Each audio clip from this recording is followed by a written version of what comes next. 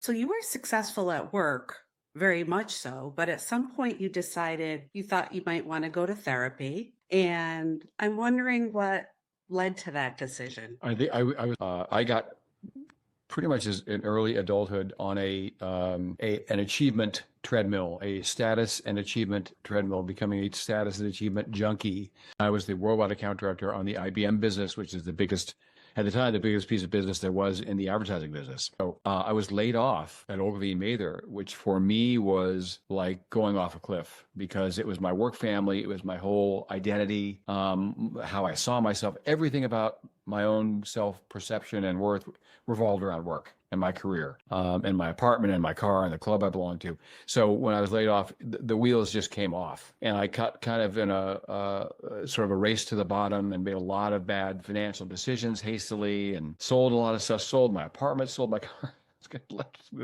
A lot of really bad financial decisions at the time. It was not a decision I made when I finally sought out my therapist. And you said earlier, Debbie was not my therapist. She's my co-author, Dr. Jeffrey Magnavita.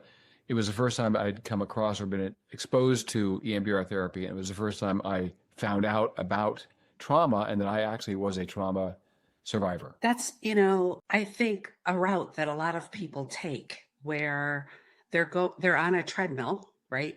And Yep. their life is going along until suddenly something happens to them.